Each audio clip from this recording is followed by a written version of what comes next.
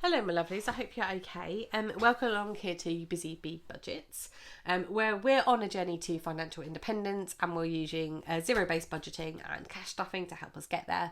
And I've been doing this journey now for around 8 months. I guess October will be month 8, and I've just found it such a good exercise. I mean, I can't believe how quickly this year has gone and how different the world looks and stuff. And I think just by doing budgeting has really helped. So, full disclosure, I am on a very high salary, and I absolutely know how privileged and fortunate I am. But the beauty of this whole process is I wanted to be much more intentional with my money and much more mindful with my money. And I've managed to cut out spending in whole categories that I was quite regularly spending just because I could. So appreciate my story is different from some, but hopefully you can see how budgeting fits in at any level and how much you can gain even if you are on a high salary from doing it. And potentially we may be moving in the new year, and that will mean that my bills are going to go up. And so this has just been really good in terms of setting those foundations that I now know really clearly how much money we need to live on a monthly basis, how much we want, how much for putting away for the future, how much for putting into sinking funds and those types of things. So yeah, just overall been really good for us. And then there's two kind of main changes to October. So my salary is going up because I've changed my hours at work. So my salary is now higher, and actually I had a really good month with my side hustle. So I've got quite a lot of income, probably the highest income I've had all year. And what I also did last month was no spend September. And that made me reconsider some of the categories I was spending in my variable categories. So I've reduced those as well. So I've kind of the ideal really increase my income and decrease my expenses, and that's just given me a lot more to put towards other goals. So I get paid on the 8th of every month. It'll actually be the 7th this month because 7th of October is a Friday. So this is forming a 5-week budget for me, which will take me through to the 11th of November. And then obviously probably the November budget will probably be the last full month before Christmas. So we'll need to factor some of that in. And then I've been putting good habits in place throughout this year. So I had a no spend month last month, but what I'm going to do is continue to track my no spend days. And what I'd like to do is aim to have 10 to 15 no spend days this month. Keep it reasonably light, but that's what I think I'm going to do. I'm probably going to make November another no spend month to get me ready for Christmas and potentially the house move. So I'm just giving myself a bit of leeway this month, just so it doesn't feel like it's just all the time. So I've been on a clothing diet since I started the budgeting journey, so I have not bought any new clothes since February. So basically almost the whole of this year I've not bought any clothes, and it's amazing how easy that has been for me. So what I am doing is making an effort to get rid of items, and so my rule was if I sold clothes I could use that money to buy new ones. But what I actually have done is not really sold many clothes. I've given loads away to charity and to other good causes, but I've not bought anything else. What I've started to do is run a wish list for myself of things that I want to buy when the year is up. But I'm very clear that actually some of them are just wants. They are literally that. I don't need these things. I just want them. And I think my wardrobe has changed a lot probably since the pandemic, probably like loads of people gone, I used to be suited and booted every day, and now I don't leave the house that much, and my wardrobe's very different. So I think what I'm thinking about for next year, and particularly when we move, it will be a really good time, is to think about what does my future wardrobe need to look like, and actually what can I get rid of. And hand in hand with kind of the budgeting journey is not necessarily a minimalism journey, but just a simplification journey. And so clothing's obviously been a big part of that, about what I do and don't need. So that will continue to happen, I think. So I think from the 1st of January, or maybe I'll do it from 1st of February so it is a full year, I will give myself the leeway to buy stuff, but it has to be very well thought out. I have to really have considered it, and no more just whipping through Primark and picking up bits just because I fancy them. So there's a couple of bits I have worn out in year and they will need replacing, but I think it's very much going to be on that kind of basis. And then a few months ago I added to it and added a beauty diet. So again, similar. Not as extreme as the clothing diet, but with my beauty diet, I basically am not buying things like nail varnish and a lipstick just because I like the colour. I'm only replacing things I've used up. And actually, since I started it, I've only had to replace my foundation, I think. I think everything else I've got extras of, or multiples or whatever. So I'm using up what I have. So again, it's about being intentional, and not just those kind of either like payday splurges where you're just trying to, you make yourself feel a bit better, or something to cheer you up, or they're just because purchases because you happen to be passing and it looks nice. So I think, again, it's been really good for that. And then similarly with home diet, so I am a stickler for lovely home furnishings, a lovely new cushion, some scented candles, all of those types of things. And what I did a couple of months ago was put myself on a home diet where, again, like not buying anything like that, because it's amazing how much stuff I already have.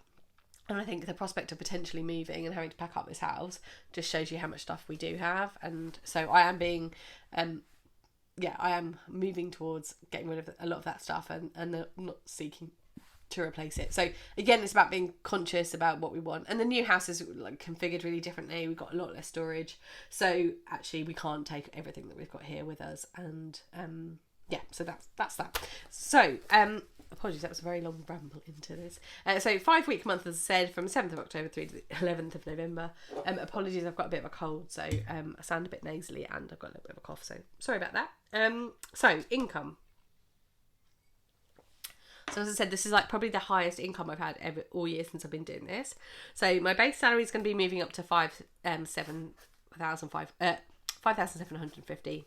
I had a really good month with my side hustle, so I've got 625 coming from that, and then I've also got £100 coming from selling items. So as part of my decluttering journey, I've been selling things around our house that we no longer need, and so I've got £100 from that to stuff. So in total, income comes in at 6,475, which is obviously amazing, and I'm really grateful for it. So fixed costs, unchanged really. So bills at 1,400. I seem to have built up quite a big buffer on my gas and electric. So I have actually reduced my direct debits down, because I'm sort of, I think, £900 in credit at the moment. So I'm going to see how that goes. Obviously, there's the government rebate kicking in, and see how much gas and electric we use over the winter. But conscious that we might also be moving, and I don't want to have a big balance that somehow when the move doesn't kind of get transferred to us or whatever. So kind of running that down. Gym, but I need to cancel that now. I'm not going regularly enough to justify that expense. And if we do move, it'll be further away from the gym and I probably won't be going. So I need to cancel that.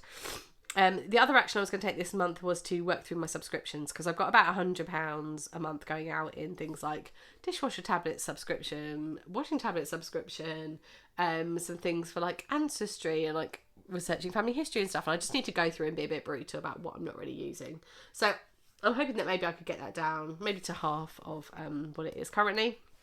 Car tax, and then loan, but I'm nearing the end of my loan repayments. I've only got a couple more of these, and then obviously that will improve the fixed cost situation as well.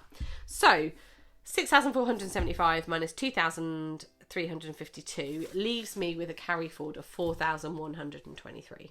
So usually I would be really generous with myself about what is happening in my variable envelopes, but having done no spend September and realised actually how much more I can trim from fat from my budget, that's what I've decided to do. So usually for a 5-week month, my variables would be somewhere between £1,200 and £1,400, but what I've decided to do is trim that down so it's around 1,000.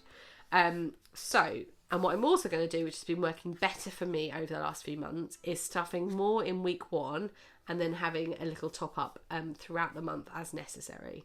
So that's what I'm going to do again, and see kind of how that works out. So food is going to get 100 a week. I've been using the Jam Donut app, which is a gift card app that means you can front load or preload payment onto there and gives you cash back. So on £500, let me just do quick maths, it's about 4%. So I think you'd be getting like £20 cash back. So it kind of all adds up over time, and I'm saving that towards Christmas at the moment. So what I'll do each week is stuff 100 into my envelopes, but probably put 70 to 80 on the on the app, and then have the remainder as in cash for like top-up shops, or if I happen not to go to Sainsbury's. So that's happening with food. Fuel is going to get 100. So what I put in this month seems to have worked really well. Now prices are a little bit more reasonable, and with the level of travel we're doing, so 100 is going to work for me there. Self-care is going to drop down to £50. So that's one of the categories I've reduced from doing no spend September. So I was spending a couple of £100 really in self-care, and that's going to drop down now. So that equates probably to one massage and then maybe a bit of rolling over for a haircut, which I probably need now between now and Christmas. And then social is going to get 100. Again, that's down from prior months. Miscellaneous is going to get 10, and that's just for anything that doesn't really kind of fit into any of the other categories. Spends is going to get 100, again down from where it has been. Giving's going to get 50, £10 a week, and I use that to give to good causes or sponsor friends or those types of things. And then fitness is going to get 100, which covers boxing, swimming and yoga, which are the main things I'm doing at the moment. But as I say, I need to cancel that gym membership. So that comes to 1,000, which leaves me 3,123 to carry forward. And what I'm going to do is put 1,500 towards financial goals. So I have a business and it's being put into that at the moment. And then finally, I'm going to put the remaining £1,500 towards the house. And that is obviously to start to cover some of the expenses from the house move. Should that happen. If we get to a stage where the house thing doesn't look like it's going to happen, then there are a couple of bits here that I would like to do just to make it more comfortable, and we will do that with that money, and then I will look to see what happens next month. And then 123 just to go into a buffer, just to give me a bit of leeway, and I'd like to start building up a buffer towards that. So that is kind of October's budget. It's obviously very generous and I'm very lucky, but it is useful as I start to think about New Year. So I guess when I'm starting to do November's budget, it will be impacted by the no spend, and December's budget will of course be impacted by Christmas. But I think January for me we'll either know if we're moving or not, and if we're not moving, then I've got some really serious financial goals I want to start doing here, mainly around like probably clearing the mortgage within a couple of years, and if we do move, then obviously that is an expensive process, just kind of wanting to do some things around that. So that is the October budget. I hope you're well. I hope you've had a good week. I'd love to hear about what you're doing differently for October budget. For me, I guess social seems less important in the winter. You tend to hunker down a bit more, so I don't know if that's having an impact on your budget, or obviously all the cost of living stuff is kicking in, and we'll see what happens with that. So I hope you're well. I hope you stay well, and thank you for staying to the end if you did. And I will see you in my next video.